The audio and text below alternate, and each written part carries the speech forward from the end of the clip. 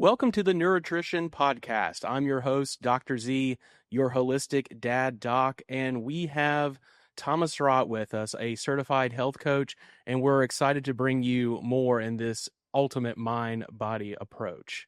Thomas, thanks for coming on with us. How are you doing today? Oh, doing well. Thanks for having me. Absolutely, and I want to start off just kind of getting some background on your story. I know you've been interested in health and wellness for quite a long time, but finally got to a point where it kind of changed your whole career path. So tell me about what kind of drove you down that path. Sure. This can get a little personal, but I'm happy to share that. I've been interested in athletics my entire life, through high school sports and all of that. But a few years ago is really when I made the decision to take health and wellness and put it as kind of a top priority in my life. I found myself, as many people do, needing to quit drinking for good. And when I decided to do that, I knew that I needed to figure out something to focus on that wasn't just not drinking anymore. So I kind of took health and wellness. I took that opportunity to take health and wellness and kind of put that as my new obsession. And I went down a path, I think in the summer of 2022, where I went on a very rigid diet, very strict, and a very rigid workout plan, trying a lot of new things. And I saw huge changes in not only my physical health, but my mental health as well. And while I'm not doing things quite as extreme as I did in the summer of 2022, I have maintained a lot of the things that I learned during that time, and certainly I'm continuing to learn new things all the time. Health and wellness is one of those fun things where you never learn it all. You're always learning new things. So it's a good thing. So my question for you is like, what made that as a viable choice for you? Like, what was the thought process? Was it, there's all these factors that, I can't control. And this is one thing I can. I'm really curious of, what made you think that, this is the route. Yeah. Well, I was doing that in the summer of 22. I was kind of in a job that I was falling out of love with, and I knew I wanted to find something different, and I was kind of at a loss. I'm basically pretty lost at that time. But then after I took kind of health and wellness seriously myself, I thought that, if I could teach people how to do half of the things that I was doing during that time period, that I could help people achieve a lot of results. And then that's kind of when I came to you at the end of that summer and said, "Hey, I'm interested in health coaching. Do you know anywhere that would need a health coach?" And you just happen to be like, us. And we did, and that has been really helpful. And I think that kind of drives us into other conversations of, why people struggle to begin with.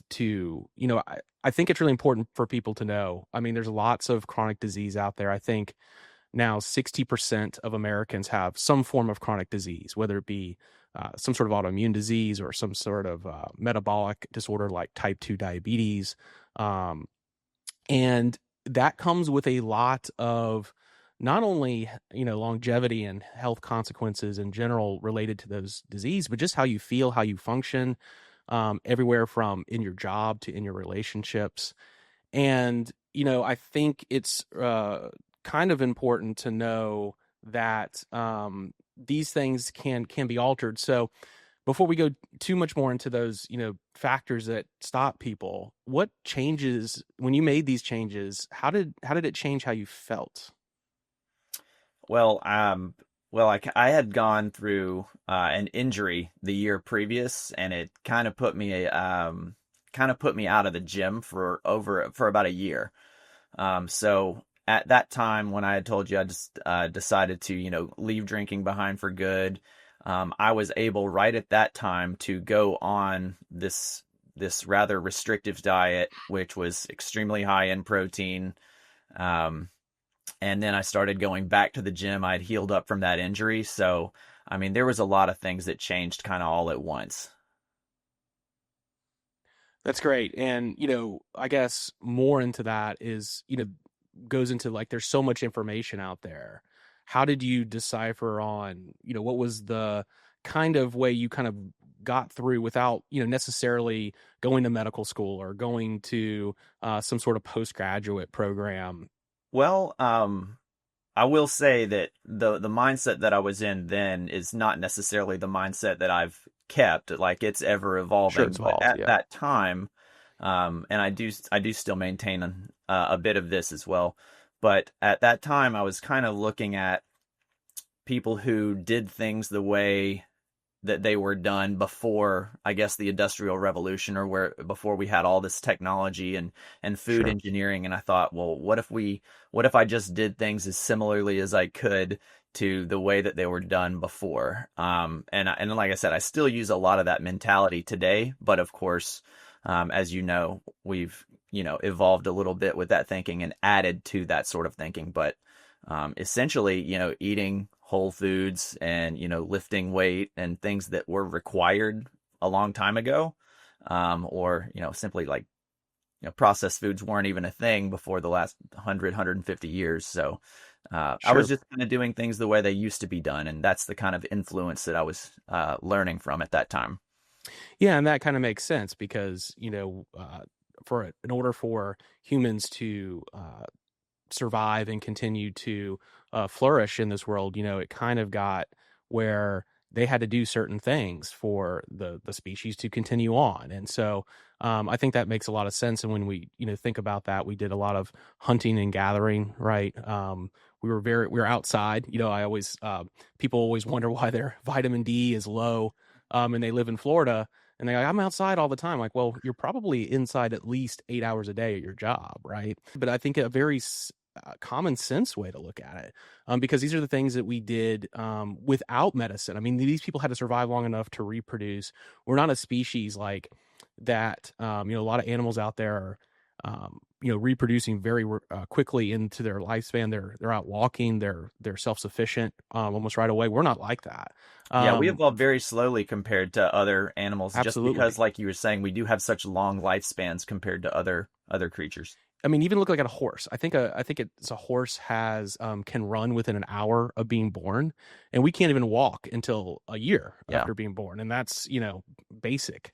So I think that that is a really interesting way and kind of a common sense way to kind of look at health, and at least as a baseline. And that doesn't mean that's going to be the same for everybody, and there's different things you have to do, but it kind of boils it down to I think a very kind of a common sense approach. So we something we experience a lot in the office is like, what stops people, what gets them in the situation they are? Because I think that people don't understand, number one, that lifestyle, how much lifestyle impacts their health or whatever disease process they may have. And two, I think they are, from a variety of reasons, whether it's frankly getting bad information to just not having that empowerment, that they don't know what they can do. So, I mean, I'm really curious as a health coach, what are some of the things that you see either stop people from changing or get them into the health situation they are to begin with? I mean, that is a pretty loaded question, and there's probably 1,000 different answers I could give you for that. But I guess let's just kind of take weight loss, for example. When people come and see me and they want to lose weight, like what have they been doing wrong up to that point? Is that kind of what you're asking?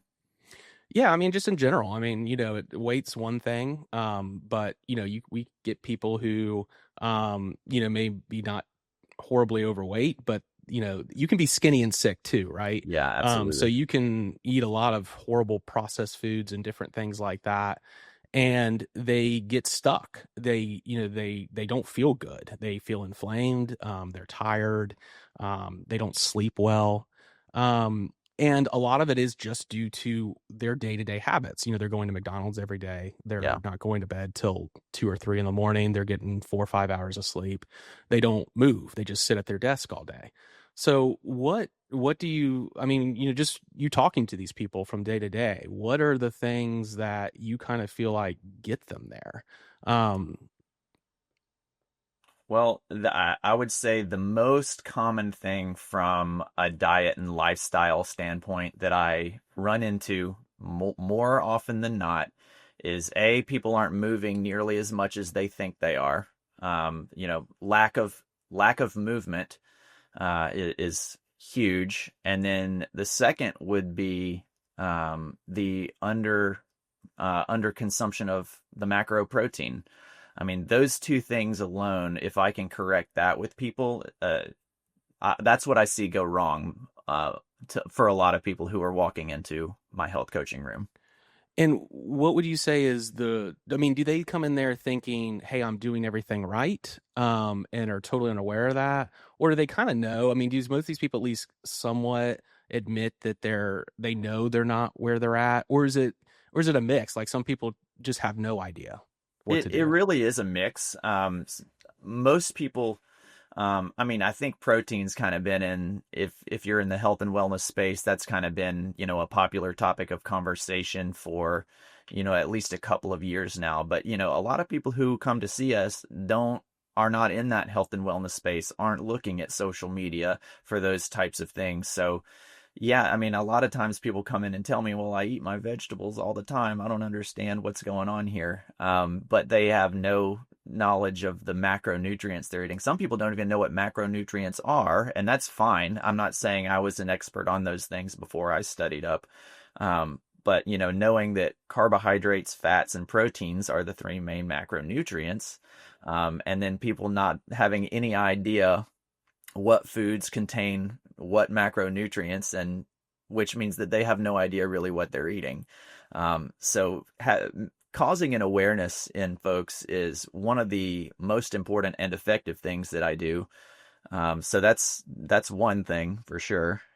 And Um, what do you think about like, I think another thing is people think that they're eating healthy foods, whether it says, 'cause it says the box says organic or, or heart healthy. yeah, heart healthy, or they, kind of that big food industry propaganda we see all the time, right? Yeah, Or they do know macros. Maybe they do know macros. They know protein, carbs, and that kind of stuff, but they're not eating real food, right? They're just looking at those simple parts and they don't go to that bottom part of the label, right? That has 15 ingredients that God knows what they are, right? yeah, I think that is also something that we see is that even though they think they're eating this healthy concoction of that's got some good ingredients in it, it's got a lot of it's processed. It's not something you picked up and had to cook and put together. And I think that is another big kind of point, and that's a lot easier, right? We live in a very high stress environment that a lot of people are very busy. They have, kids, we're getting to more and more. We're both parents in the household are working, which, I don't think that's a necessarily a good thing or a bad thing. But it makes it more hectic, right? It makes it more difficult to meal plan and do those types of things. it Is does. that something you see a lot? Just the stress and the high paced lifestyle stop Yeah, people? that's another thing. So even sometimes when people do know, like you were saying, they understand pretty much what a healthy diet looks like. They're not completely uneducated, but the I don't have enough time is something I get a lot. And it's not, they just don't see a way around it. Like, so, takeout or, delivery food. Um, and one thing I have to make people aware of is like, even with restaurants that are supposed to be healthy, a lot of times, I mean, you got to think that every restaurant on the planet is there to make a profit. So most of these places are going to skimp on highest quality ingredients. So if you're not making it yourself with, the extra virgin olive oil or, the organic chicken or something, you're going to be getting additives and preservatives and things that, it doesn't say it on the label because you're getting it from a restaurant. But yeah, the going back to that, cooking your own meals at home is crucial to knowing what ingredients are in your food. I wouldn't even like come back to, you know, I would say it's probably fair to say that most of the people who work with you, at least probably 60% are there to lose weight, right? They've either struggled losing weight, they need some Yeah. help losing weight. And it's, one thing that's always amazed me, and I want you to talk a little bit more on this, is some of the symptomatic changes you've seen from people, and some of them have been really cool. That probably wasn't even on their radar. They were just looking some guidance to lose some weight and get a little healthier. What else can just augmenting this lifestyle help people with? Well, sometimes they just get more energy and they start to feel better, which it's kind of hard to put into a box of what that means. It can mean a lot of different things for different people. But when you do get people on a nutrient-rich diet, and correct some macronutrient discrepancies that might have been there before, their energy levels start to go up. And if they were nutrient deficient, that can allow them to start producing more of the right neurotransmitters that maybe they were lacking before. So just having an overall better feeling of well-being is something that I get a lot. So that's huge for people. Yeah, and it also dives into just better quality of life. I remember one patient that you worked with, frankly, was afraid to leave her house because of digestive issues, right? Yes. And that stopped her from, going on vacations and just enjoying life. And I think people sometimes, they get focused on just the pounds. And I think that's an important point that we probably should address too, is that, when we go to, when you go to work with a patient, I know, you want them to meet their weight loss goals, no doubt. But I Sure. don't think that's your primary goal. Would you say, how would you describe what your goals are with these people? Well, to touch on the person that you had mentioned before really quick, that particular lady had some digestive issues that she was not really aware that, like, some people are sensitive to, different foods. We're not all the same, which is why we use those genetic tests, and I'm sure we'll get into that in a little while. But she was having some digestive issues from seemingly normal foods that when we were able to cut those out, she was able to go on, road trips that were more than a half hour without having to feel like she had to take an emergency bathroom break or was at risk of having to take an emergency bathroom break. And after working with her and actually keeping in touch and having a relationship with her, she does not have that issue at all anymore. She travels and is fine with it. But to answer the next part of your question, yes, if someone comes into my office and says, I want to lose 20 pounds, it's like, yeah, I want to help them lose 20 pounds. But very early on, we'll have a conversation about not just taking pounds off the scale, but actually doing body recomposition. So if they come to me and say, I want to lose 20 pounds, and I start talking about muscle and fat, and would you be happy with a 12-pound loss if you also were to gain 8 pounds of muscle during that time? So for me, it's much more about body recomposition. And what that means is, fat loss and muscle gain, or at least maintaining the muscle that you have while we lose pounds of fat. Because people can lose 20 pounds and have most of it be muscle if they're not careful or if they don't eat the proper way or do the right types of exercises. And that might make them feel good, but they're not much more healthier than they were. Correct. And I think that's huge. I think that's lots of diets out there. Even, frankly, that's part of my criticism when it comes to things like Ozempic and the GLP-1 drugs, is that those people, yeah, they're going to lose weight. They don't have to exercise, but they're, sometimes, especially when they're on them long periods of time, sometimes they just look so super unhealthy because they're not eating, so they're not really getting diverse nutrient intake.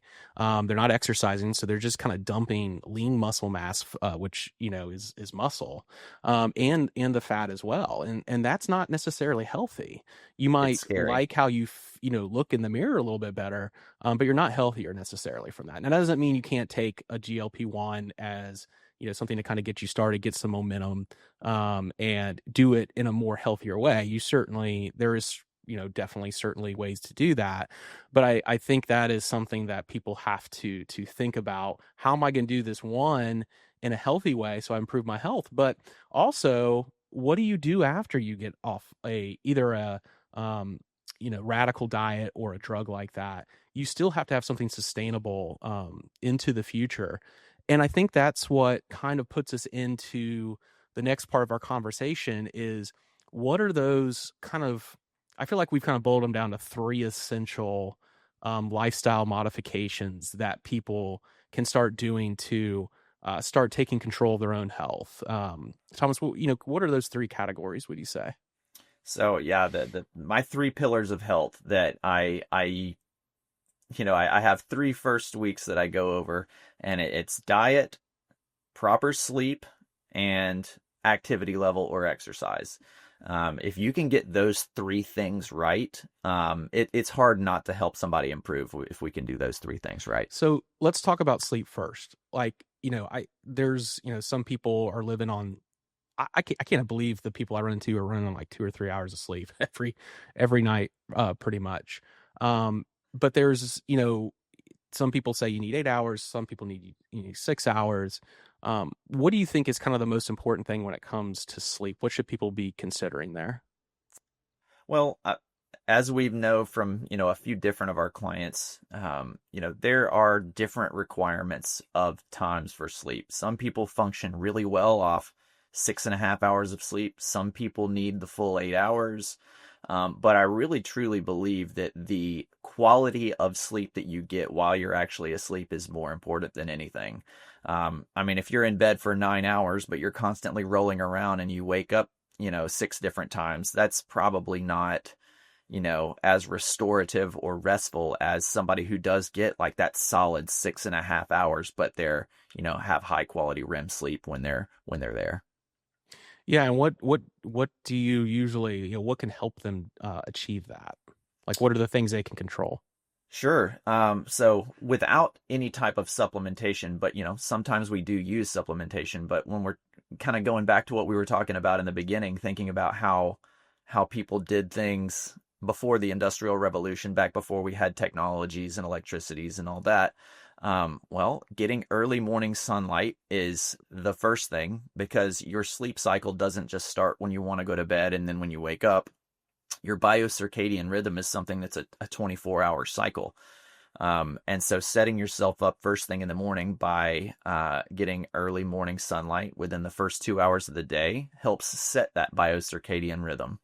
Because there's I guess it's different on the right wavelengths. cycle from the beginning of the day, right? Yeah. There's different wavelengths of light that shine through the sky at different points in the day, and it's based on the angle of the sun.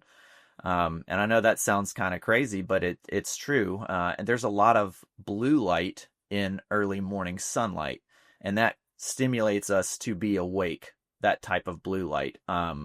And then kind of, which can be a bad thing when you're going to go to sleep, right? exactly. So, people who, don't get to sleep very well, but are on their phones consistently, or, bright television right in their face as they're trying to go to bed. It's no shock that you're having a hard time to go to sleep. So it's kind of important to, get that blue light in the morning and reduce it at nighttime. So let's talk about food. We already kind of talked about, eating real food, whole foods. Someone who's like starting from scratch on this, what would you say, what are the few steps they could make to start overhauling their diet on a very simplistic, basic level? Well, this is something that not a lot of people want to do, but if you can get some high quality protein, and make sure that there's protein in every meal that you have. So a lot of times I'll hear, people will be eating like just pasta with some vegetables or something like that and calling it a day. It's like there's very little protein in what you're doing there. So if you want to start and you're from scratch, make sure you're getting protein with every single meal. That is one of the most basic things from a dietary standpoint that I could say that, to make sure that happens. And if you're trying to get them direction on, they're like, they're looking at the grocery store, they're looking at this box of food. You know, obviously reading labels is something that you learn over time. Yeah. But what are some simple things that people can take home from that? Just how I stay away from this processed crap. Yeah, I mean, not everything in a box or a bag is problematic. Some things are fine, but if you're looking at a label and there's lots of chemicals that you can't pronounce, I mean, that's a good indication. Like I said, it's not always the case that that thing's going to be bad for you, but I don't want to be a broken record and say that, shopping around the outsides of the grocery store is the best, where the fruits and vegetables and meats are typically, and avoiding the middle aisles where all the boxed and packaged foods are. But honestly, that's not a bad place to start. Yeah, that makes a lot of sense. And that's what I tell people. Just if you can at least, like you said, it's not always bad, but if you're going to be in a safe, pretty much of a safe space, if you can pronounce what it is, or at least can identify it, right? Yeah. If you can identify that as a real food product that is grown or butchered somewhere, then you're going to be in a better place as far as making those selections. Because you're right, not everything in a box is necessarily bad. Right. And I think, going into I think an area that most people struggle with is exercise. And I think it's also the type of exercise. I will never discourage, and I think you would probably agree with me, we'll never discourage somebody from walking, but not enough people understand the importance of resistance training. Why do you, I know you harp on that more than anybody. Why do Constantly. you find that so important? Why do I find that so important? Well, when I first started health coaching, I thought that getting people to eat properly was going to be the hardest thing. But really, once I spell it out for them and explain, most of my clients fall in line dietarily, within the first few weeks, and they start seeing the logic and getting the results from the dietary changes. But from an exercise standpoint, it's not hard to get people to go for walks or do some cardio, but it is probably the biggest struggle that I deal with on a day-to-day basis in my role as a health coach. And that is getting people to understand that it is okay to get your body to strain a little bit. You need to lift a weight. Because one of the things that's necessary to build muscle is to tear it down. And it's hard to tear down muscle. And I don't mean tear down as in like pull a muscle or cause yourself an injury or something like that. But to strengthen a muscle is to get your metabolism to go up. Bigger muscles, the higher your metabolism, primarily. Yeah, and we know through lots of research that more muscle tone, the more muscle tone we sustain as we age, that decreases risks of dementia. It actually is probably the most effective exercise to lower your blood sugar because it's going to drive, using that resistance training drives that blood sugar into the cell, bringing out of your blood. Yeah. And so that is something that we do have to do. It's good for for women as they start to lose lose hormones, and then they start to lose their bone mass. It's well documented that resistance training is much more effective to maintain that bone density as well. So not, it is. I don't want to leave off this either. It's protective against falling as you get older. Actually, it can help prevent you from falling because if your balance is better when you have better muscle structure. Right. And if you do happen to fall, you do have that muscle there to help protect. So you're less likely to get an injury if you do happen to fall. So muscle mass and having it is one of the biggest things you can do. Absolutely. And I think everyone's hearing this and now they're like, okay, gosh, I got to do all these things. And that in itself is overwhelming for a lot of people who are doing everything, maybe perhaps a lot of things, not doing a lot of things we're talking about here today. But what I tell people is, always try to crawl before you run. Just start implementing. It takes time. I talk about this a lot when we're trying to create neuroplasticity in people's brains, trying to make new connections, trying to wire their brain, do things like that. It's not so much the intensity all the time; it's the consistency. Yes. I always tell people you don't have to go eating 100% organic, exercising 6 days a week, being in bed by 8 p.m. every night. That's not reality for most people. Just Right. start off with the simplest thing. Can you go for a walk for 15 minutes? And the more you start off with consistency, then you can build that intensity on top of it.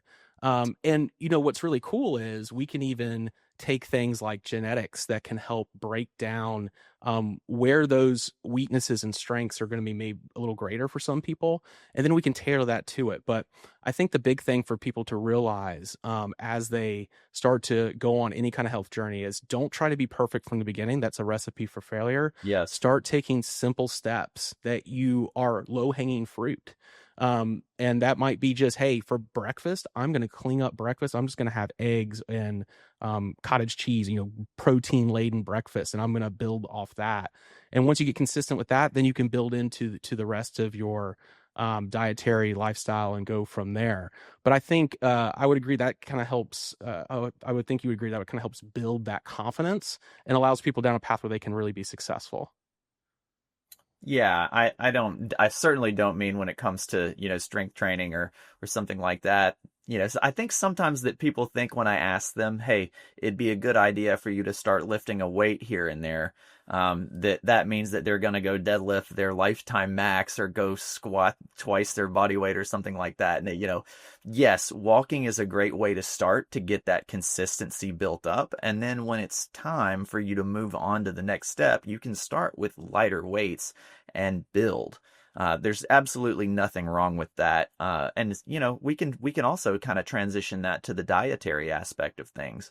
Like Absolutely. we've had, yeah, well, like we've had many people come in here, um, who might only eat 40 or 50 grams of protein a day, and then you've got me saying, hey, probably the right amount for you is over 100 grams. We don't move from having them eat what they eat, which is 40 or 50 grams, up to 100 in one day. We do it over the course of a couple of weeks, make sure that they can tolerate it. And, exercise needs to be done the same way, but it does need to be done with consistency. All right, that wraps up our episode. Thank you, Thomas, for being on the show and sharing all of that helpful, insightful tips on taking control of your health through lifestyle. If you enjoyed this conversation and are looking forward to more tips that we can help you with, help improve your health, definitely follow us on our social media, Instagram, Facebook, YouTube. You can find us at NeuroTrition Podcast. That's at NeuroTrition Podcast. And we look forward to seeing you on future episodes. I'm Dr. Z. See you next time.